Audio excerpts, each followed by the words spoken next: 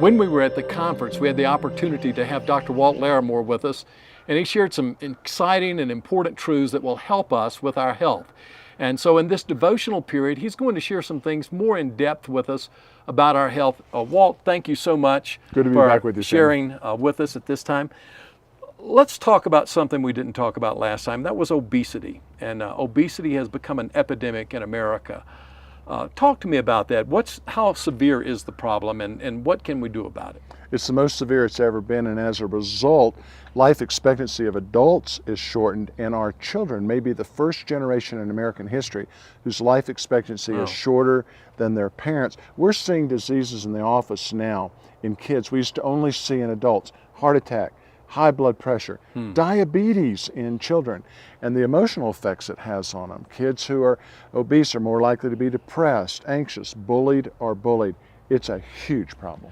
Well, with obesity, is there something that we can do? I mean, for me, and I have to admit that I was obese. Now, if you would have asked me, I would say, no, I'm a little overweight. But technically and scientifically, I was obese.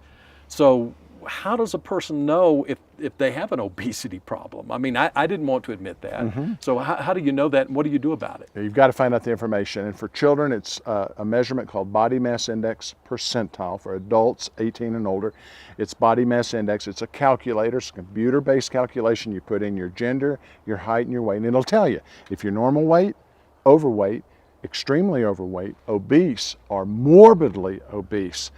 Once you have that information, you can then act on it.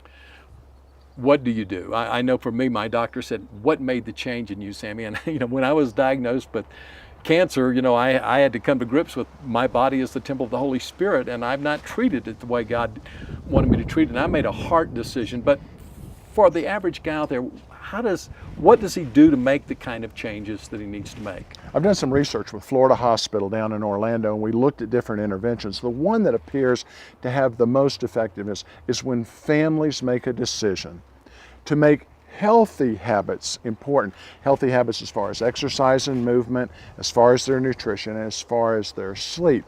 When a family does this together, it can make a difference. In fact, we've developed an 8-week program that's available for free for families to use.